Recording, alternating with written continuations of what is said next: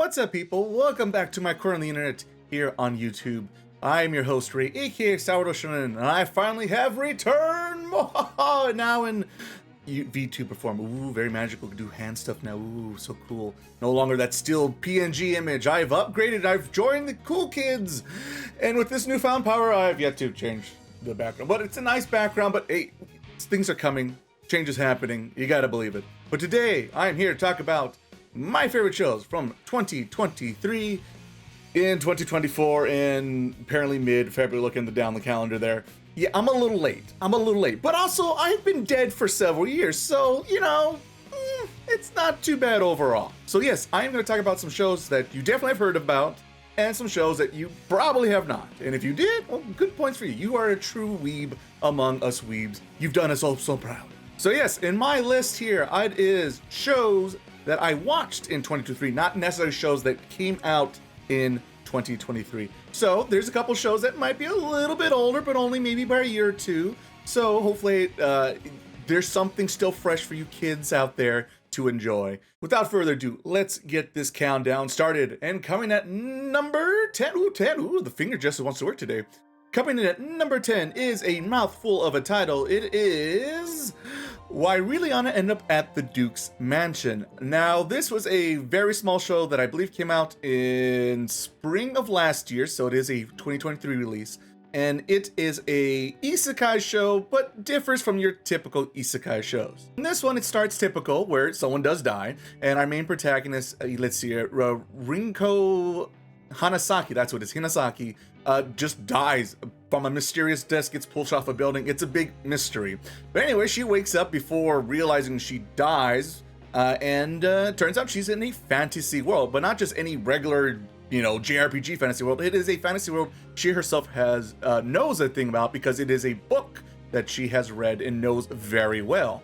And apparently, in this book, the character she wakes up as dies in like the opening chapter. So, as you can imagine, if you cheat death once, you're probably going to cheat it twice, and so now her goal is to figure out a way to survive in this new fantasy world she finds herself in. But it turns out this book doesn't like her and really wants to give her headaches in death scenarios. So if you're a ReZero fan, well, maybe you should give this one a shot. But the interesting thing about this show that I think stood out for me is, sadly not its animation, it's a little rough, but it's the writing and the characters and the slow developing the mystery. Oh, I'm a sucker for a mystery. Ooh, what's gonna happen? Ooh, left and right, you don't know. Twists and turns, very good stuff. Right, the why the Duke's part.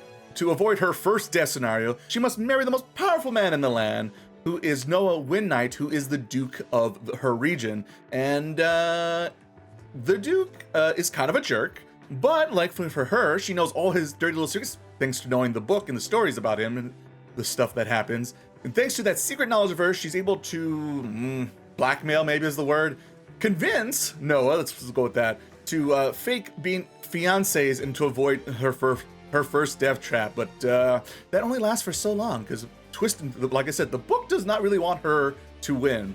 And there's this whole scenario where, once again, she is originally a support character, but kind of becomes a new main character in the show. So then what happens to the old main character? It's a mystery once again. So yes, very mystery focused, driven, sharp dialogue, because these two really don't like each other and only with each other because of these weird circumstances. But, you know, if love could bloom on the battlefield, who says it can't happen here? You never know. You never know. So yes, that is the setup of why Raeliana ended up at the Duke's Mansion.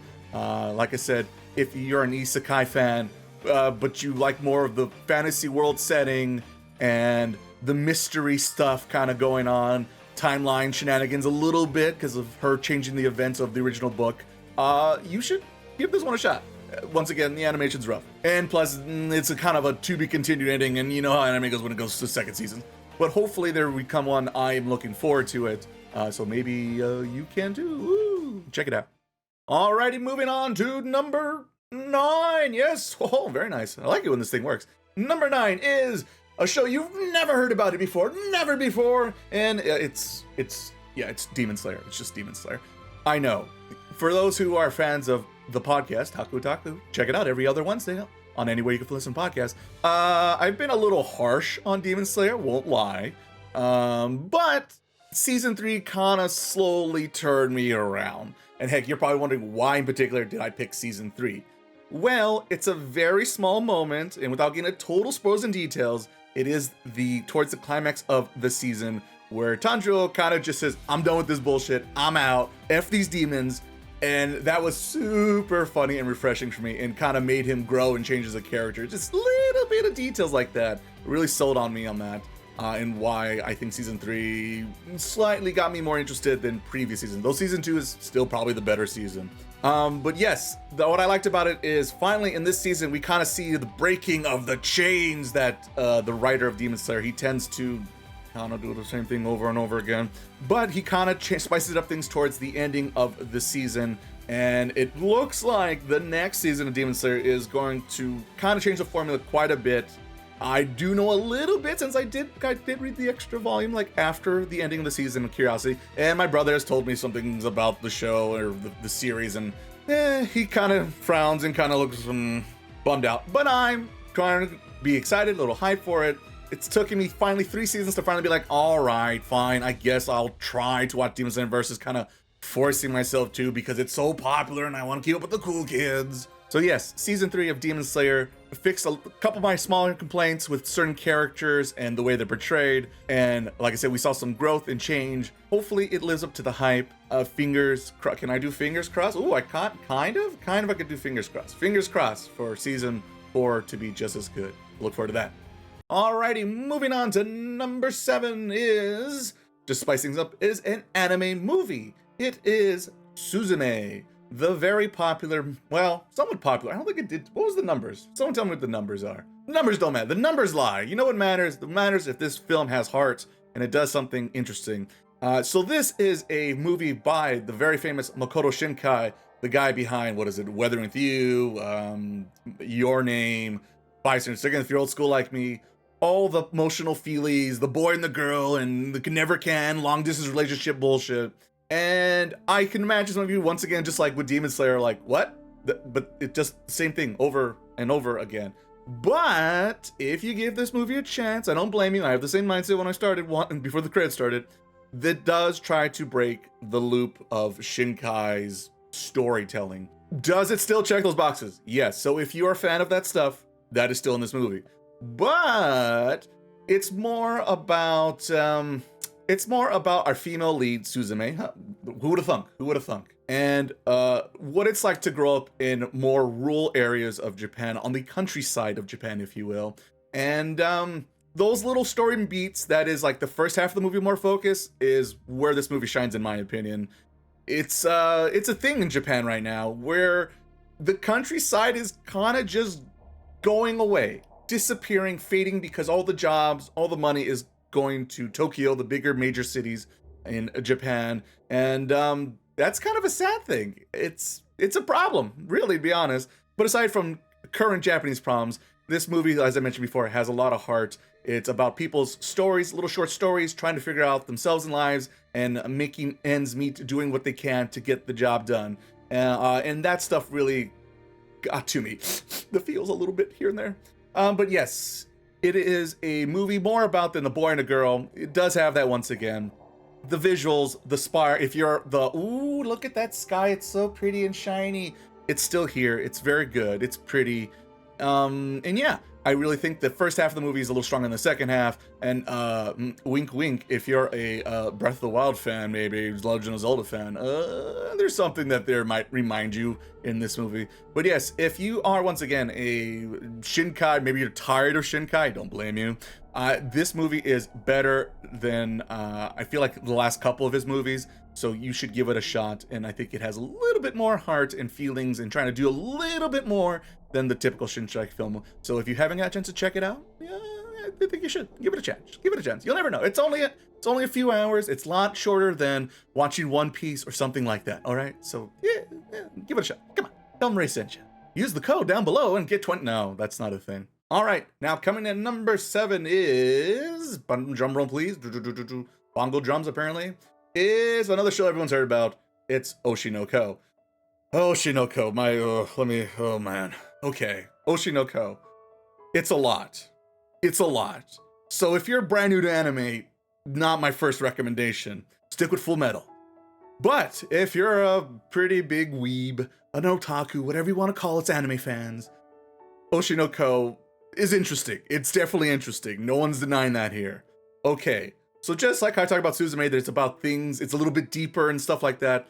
This is what the show is. It is kind of on idols and the entertainment scene in Japan, but also it's about the negative effect of being popular and trying to be successful in the entertainment scene in Japan. So that's the interesting part, because once again, it's dealing with issues that are real. That is a real thing happening in Japan as we speak right now. So it's interesting to see writers actually have some meaning behind their stories. Not very common when it comes to anime storytelling. So for that reason, that's a big reason why it's here on my list, because it's trying to do something unique and different that you don't see in every typical anime. Now, having said that, though, the other small problem I have with the show is that while it's trying to break the mold or change things up or bring awareness to the idol scene, if you will, it is also trying to be an idol show at the same time. It wants to have its cake and eat it too. It's one of those where it's a little, sometimes mine go, this and that. And the whole, let's say episode 1, without getting the spoilers, is a little, I feel, unnecessary. But they need to get people in the door, so I'm assuming that's why episode 1 is the way it is to get people in the door who are fans of the genre of anime. So yes, it's a very nice looking anime, animation's solid, music's good, it has a very high production value here. So if you are a person who likes that anime spectacular visual stuff, Oshi no Ko definitely checks that box as well. Who would have thunk? In 2024/2023, here I am praising popular shows. It can happen, folks. Apparently, I don't hate everything. Don't worry, there's still time. I'm sure your favorite anime still sucks. All right, and now moving on to number 6 is yet another very popular. I really try. I did watch other shows. I did watch other anime this year. Apparently, I just like popular things now. I'm a new me. And look, I'm all VTubed out now, and now I like popular things. It's time to go for the easy vote. Anyway, coming once again, number 6 is the very popular and last year's, or now 2 I'm old. 2 years ago now, Chainsaw Man. Now, Chainsaw Man, I won't lie, if you turn on the podcast, Taco Taco every other Wednesday, I was also kind of harsh in the beginning on Chainsaw Man. And to still somewhat good reason. The opening is a little all over the place and kind of trying to do this whole, like, trying to get you interested with all this crazy nonsense and violence and this and that. But I feel like it's just kind of unnecessary. But towards the end of season 1, it finally found its footing, its place, what it wants to be in what its world is, which it is pretty violent, dark, and gruesome. And it does deal with demons. So stop me if you heard this one before. And he becomes the Chainsaw Man. And he's literally a man with a chainsaw. What else is there to say? But because it's just a very simple, kind of raunchy, dark humor thing going on, it find it more interesting than the typical shonen anime. Because a lot of times these types of shows tend to be more trying to be dark and edgy, but kind of like doing a bad job. I feel like Chainsaw Man, towards the end, once again, the end of season 1, it kind of figures out what it wants to do and knows how to portray this world, and I think does a very interesting and good job with it. And it stands out among its other peers in this genre. So Wes, number 6 is Chainsaw Man. Once again, another show that actually lives up to the hype, surprising, and another popular show that I actually like. And I'm looking forward to the new movie comes out. So stay tuned. Maybe I'll talk about it here or on the podcast. Taco. All right, folks, we're halfway there. We're now at number 5, but I'm probably going to speed things up a little bit here because technically on the podcast, Taco, I've already talked about my 5 top animes, but I don't want to cheat you guys out here and trick you to go listen to the podcast, which you maybe should. That'd be very helpful. I'm just going to kind of blast through these a little bit here because, once again, they're mostly popular shows you've heard about, and the few that you haven't, I might give you a little bit more of a pitch of a sale. But without further ado, let's keep going. And number 5 is Trigun Stampede. Okay, if you're old like me and you remember the original one from the 90s, it's different but also good. The CG here in Trigun Stampede is the best I feel like I've seen and out there, and if not the best, it's definitely by the best studio who are slowly becoming the pick stars in Japan, which is Orange. Yes, because that's an anime, but not the anime, the studio Orange. That sounds right. Yes. So I could just spoil the ending Trigun Stampede if I wanted to, but I'm trying to get people to check it out because I imagine really if this show is for people of fans of the original show. How do I say it without spoiling? It's not the same show. It's more than a remake. That's what I'll say. So minus that, it's still a cool, unique setting. For those who don't know and maybe snooze out, Trigun Stampede is a sci-fi series in a Western setting. It's kind of weird and interesting. It's very different. The setting is unique, and it stars our hero, Vash the Stampede, who is a wanted man because of misunderstandings and things, and who's just a really nice guy who just keeps getting these terrible, terrible situations. He has to figure out a way to get out of them. And yes, it's got a bunch of crazy characters, unique powers, abilities. If you're a shonen fan like myself, it checks those boxes as well.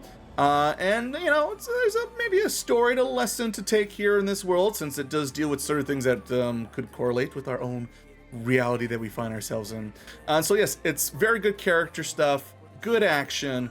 The animation is top notch, one of the best, especially when it comes to CG. And like I said, it's just really, really good. And I think it's a show that both for old fans to enjoy and maybe get some new fans to check out the original. You can't go wrong with either Triguns, in my opinion. And supposedly there's more Trigun coming. So once again, fingers crossed. Pretty please. All right, moving on to number 4 is another popular anime that needs no introduction. It's Spy Family, Spy X Family, Spy Cross Family. You tell me, how do you pronounce it? I just call it Spy Family. Comment down below, apparently. Spy Family, another popular show that once again needs no introduction. Once I tried my best. Should I have just a niche title? I feel like I should just is this a top 10 popular shows in the last 2 years? Because that's what it feels like so far. Yes, Spy Family, what's there to say? It's about this found family that takes place in this pseudo wannabe 60s, not Germany, not Berlin, very get that please. Let the lawyers know. Definitely don't. These stories do not reflect any real people, any historical figures. It's just all make-believe around here. So in this one, you got little Anya who can read minds, which gets her into trouble and makes for funny comedy beats. You got Lloyd, who's trying to be the best spy there ever was, and also looking like a clown at the same time. And Yor, who's just everyone's favorite waifu, so what else do you need in a show? And the cute little doggo, little Bond.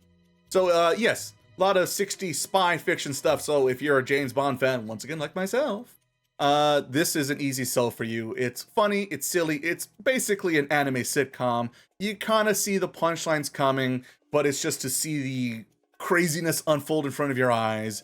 And once again, the music is top notch. The openings are some of the best I've ever seen. It's just a very easy, entertaining show. And if you're a big fan of Spy Family, my suggest, once again, like and subscribe to the podcast I help produce every other week, Taku Podcast, because we're going to be talking about season 2 in particular and focus on and get to spoilers. So if you want more of that kind of stuff, that go over there. There's also a YouTube. There's a YouTube version. Put up. Good future me. So yes, go check out that stuff over there. It's a good thing. And the movie's coming out. There's a movie, so it's just blowing up. I know it's a very popular thing, but to me, it was probably the most easiest popular thing I could get into in the last few years. So if you need, once again, you need an old man to tell you, hey, this thing is good. The hype is real. Yeah, Spy Family, pretty darn good. Alrighty, here we go now. We're at Cream of the Crop, our top 3. Nope, 3. How about 3? Kind of 3. Number 3 is, I'd like to think that I saved the best for last, and the shows maybe you haven't checked out. The super popular shows are gone. Time for the cult classics, maybe. Ooh. Here we go. Number 3 is Tomo-chan is a Girl. This is a show that came out early in 2023, so I don't blame you if you were busy with holidays and other things going on at the time, and you might have skipped the show. And then plus, to be honest with you, when I first saw this show, I kind of thought like, haven't I seen the show already? It looks like every typical comedy romance I've ever seen. But it is a really, really well done comedy romance. It has the laughs and the feels. Very important to have the feels. So in this one, as you can imagine with the title alone, it is about a girl named Tomo-chan who is trying to confess to her best friend Shun, I believe. But he is such a bro, he does not see this girl as a romantic interest. It just sees it as one of the boys, if you will. And that's her struggle throughout the series, is trying to figure out how to make herself a little bit more feminine, more attractive, to break apart this delusion of just one of the boys. And it's funny. It's very funny. Chilly shenanigans. And the biggest selling point is the two main leads are good. They're fine. They get the job done. But really, what makes this show special, in my opinion, is the support cast. It's almost like if they put like normal people into an anime and they have to deal with anime bullshit, and that's what it feels like sometimes with the support characters. And it doesn't help. I was probably a little too much like her, too much, but very good show. Very good show. Funny, feels. Like I said, the support cast actually has some growth and development, which you don't see very often in comedy rounds. They're just there for support and a quick joke, and out the door they go with them. But here, everyone gets some proper time. We get development, and has a very satisfying ending, which is one of the few shows on the list that I have on here that has a beginning, middle, and end. No to be continued, and sadly left to the abyss of who knows in the future. So yes, if you have skipped the show because of its appearance or you just got busy, I highly recommend go back and check out Tomo-chan is a Girl. It's a very, very entertaining show. Okay, here we are at number 2. The penultimate best show that I saw last year is probably a smaller title, is a show called, well, depending on your region, Undead Murder Farce or Undead Girl Murder Farce. I don't know why they took out the girl, maybe because Dead Girls is too sad of a title, baby. I don't know. Either way, this show is a very interesting, unique show. And off the bat, the writing is what stood out to me. It's very sharp, very witty. It deals with more supernatural nonsense, which, you know me, I like the supernatural nonsense. Okay, so what is Undead Girl Murder Farce, or minus the girl, whatever, you dealer's choice, you're up to you. So in this one, what makes it so unique is it does deal with supernatural and more early 20th century kind of stuff going on. So it does start in Japan, but most of the story takes place in Europe and other places around the world. So it's a little bit more unique than your typical anime, since we're breaking out of Japan, and we're dealing with a different time period. So in this one, we're introduced with Tsugaru, who is a Oni, who basically makes some, like, I don't know, supernatural, really strong Captain America-like abilities. But because of this Oni blood of him, it makes him so strong, it's a double-edged sword because it's also slowly killing him. So in order to fix his problem, he ends up working for a lady named Aya, who is a headless walking kind of princess yokai kind of thing going on here. And she is looking for her missing body. She is alive, but she cannot regenerate anything past her head. Yes, kind of hand gesturing working there. And anyway, and then she also has her maid friend who carries a big rifle and is kind of mean and cool. So already just look at like these lavish designs. It's very out there, very different. It gives me vibes of like Tim Burton's kind of stuff with, like I said, just the setting, the Victorian Gothic stuff going on here once again. If you're a Sherlock Holmes fan, you might want to check this one because he's just in it.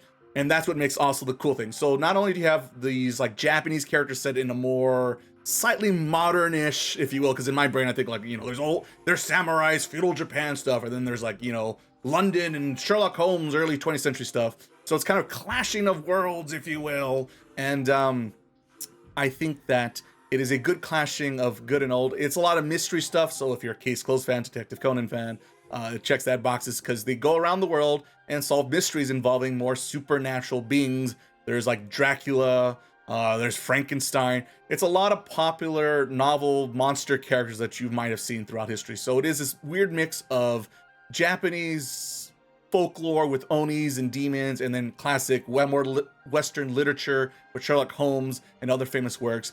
So if you're a Bungo Stray Dogs fan, maybe you should check this show out because those have similar vibes going on with popular Western literature books. And as an English graduate myself, it was an easy wink and nod since I got a lot of the references and characters. It was drawing up from popular works of fiction. And yes, just like I said, the sharp dialogue, because Suguru and Aya just kind of have this weird agreement that they're trying to help each other out, and they're always making dumb, silly little jokes about the situation they're in, and he's just very smug. It's a very entertaining show. I highly, highly recommend it. And yeah, I just think the direction also of the show, it's the same guy who did the Rakugo. I can't remember the name, but I'll pull that one right there I'm looking at. Yeah, it's that same director, and a lot of Rakugo also, so if you're a Rakugo fan, really check out the show. I feel like this show was way too good, and I did not see it and hear enough people talk about it. So that's why I picked it number 2. It's definitely a cult classic, I feel like, and hopefully there's more to come in the future, because I will like and subscribe on day 1 when that comes out. Alrighty, here we are after all those great shows. Here at the number 1, the best show that I saw all of last year. As this one hand is freaking on me, we'll stick with this one hand. Number 1 best show I saw last year. It is a smaller show that I don't think enough people have talked about. It is a show called Insomniacs After School, a show after my own heart. And no, I did not make it because I am Insomniac. And apparently I was walking out there for a sec. Anyway, yes, I'm an Insomniac. Easily rated the show. It is a high school romance story, but it is a more slow burn, realistic buildup of a teenager romance, if you will, a first love. And, you know, we get those in anime, but they tend to be more like comedy romances, like Tomo-chan or something like that, as I mentioned earlier.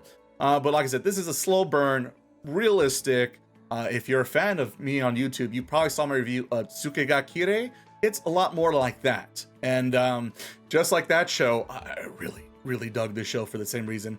It's more realistic, practical. Like I said, I related because in the story, both our main leads are Insomniacs, and because of this affliction they both are dealing with in their high school lives, that's how they kind of bumped each other and slowly maybe have a romantic relationship as time progresses. It's just very natural, very real. It's got the feels.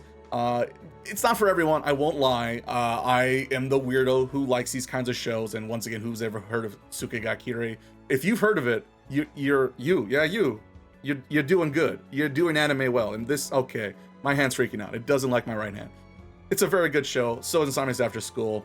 Once again, I feel like it's a very good show that not enough people are talking about. So if you like a real romance, you're a romantic type out there, I suggest giving Insomniacs After School. I think it's pretty, it's cool.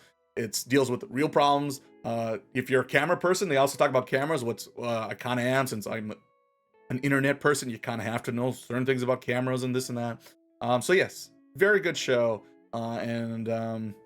Yeah, what else is there to say? It's a very, very good show.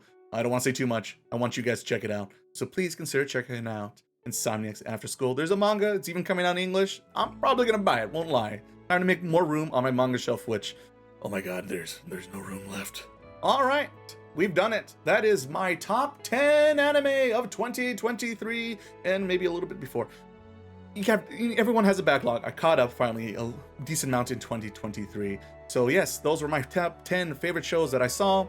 You guys, now it's your time. It's your turn to go down below, leave a comment. Let me know what some of your favorite shows you saw, because, you know, I'm back here on doing the YouTube anime stuff. I could use a good show recommendation, and who knows, maybe it might lead into a future video in the near future. And as you probably heard me chill throughout this whole episode, is yes, I have a podcast I do every other Wednesday with my family and friends called Taku Otaku Podcast. It's pretty much wherever you can find podcasts: Spotify, Apple Podcasts, Google Podcasts. Go to the website, takuotaku.com. That's where you'll find the episodes. We are anime video game focused. We have one out every other Wednesday. We have Spy Family up on the calendar. We have the winter 2027, what am I in the future already? 2024 season that just came out. We're going to be talking about that soon. And also right around the corner, some Final Fantasy VII talk. Ooh, Cloud and the gang is back. Very excited about that. So please consider checking out the podcast. And yeah, I think that's it. So yes, if you're interested to know what happened to me, what's going on, blah, blah, blah, the futures of this channel, there's a video hopefully presented here below. Description probably also down below as well, if you're curious to know that. But the quick version is I'm back, and hopefully I'll be more consistent, but definitely not what I used to do back in the day. That was unmanageable, especially when you're just doing this for funs and part-time at most. So yeah, that's the quick pitch, the last sell, and of course the last comment. And if you made it this far, bravo, it's the Smash Bros. Can I do Smash Brothers clap? Kind of? Nope. All right, there. That's the closest we're gonna get. You've done it, folks. Thank you so much for checking out this video, me talking, rambling like a lunatic here on here. This is why I'm scripted usually, because I'll just keep going and rambling on and on. You listen to the podcast, you know this is what I do. So thank you so much for listening to an old man ramble and try to do silly hand gestures and failing half the time. And hopefully you'll check me out on the next video. Until then, laters, people.